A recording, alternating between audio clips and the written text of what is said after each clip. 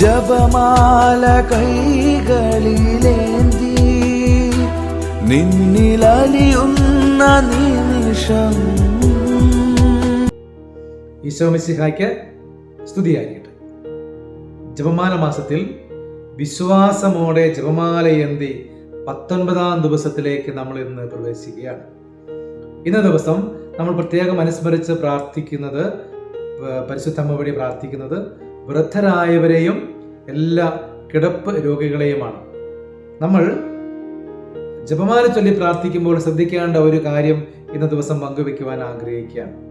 നമ്മൾ ജപമാല ചൊല്ലുമ്പോൾ ജപമാല ഉപയോഗിച്ചുകൊണ്ട് ജപമാല ചൊല്ലുന്നത് കൂടുതൽ അനുഗ്രഹപ്രദമാണ്. നമ്മുടെ പൂർവികരും മാതാപിതാക്കളും എല്ലാം കുടുംബങ്ങളിലും ദേവാലയങ്ങളിലും എല്ലാം ജപമാല ചൊല്ലി പ്രാർത്ഥിക്കുമ്പോൾ അവർ കരങ്ങളിൽ ജപമാല കൊണ്ടുവന്ന് ജപമാല എടുത്ത് പ്രാർത്ഥിക്കുന്നതായിട്ട് നമ്മൾ കണ്ടിട്ടുണ്ട്. ഇന്ന് ഇതിനൊരു കുറവ് വന്നിട്ടുണ്ടോ എന്ന് നമ്മൾ ഓരോരുത്തരും ആത്മപരിശോധന നടത്തണം. ജപമാല കരങ്ങളിൽ എടുക്കുവാനും ജപമാല ഉപയോഗിച്ചുകൊണ്ട് കൊന്ത ചെല്ലുവാനുമൊക്കെ ഒരു മടി ചിലർക്കെങ്കിലും ഉണ്ടോ എന്ന് സംശയിക്കുകയാണ്.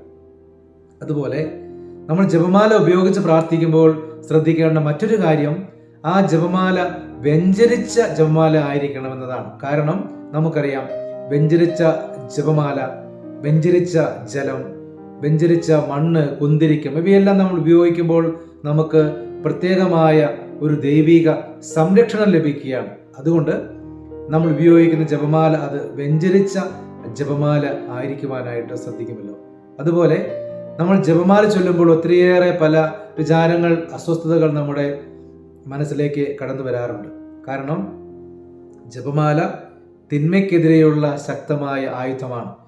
ഇത് നമ്മൾ കയ്യിലെടുക്കുന്നത് തിന്മയുടെ ശക്തിക്ക് ഒട്ടും ഇഷ്ടമല്ലാത്ത കാര്യമാണ്.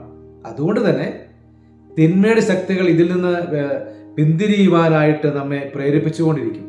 ഈ തിന്മയുടെ ശക്തികളെയൊക്കെ പ്രതിരോധിക്കുവാൻ വ്യഞ്ചരിച്ച ജപമാല നമുക്ക് ശക്തി തരും എന്നുള്ളതാണ്.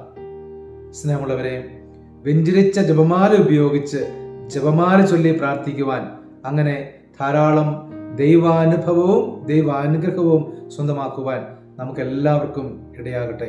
നല്ല ദൈവം നമ്മെല്ലാവരെയും സമർത്ഥമായി അനുഗ്രഹിക്കട്ടെ.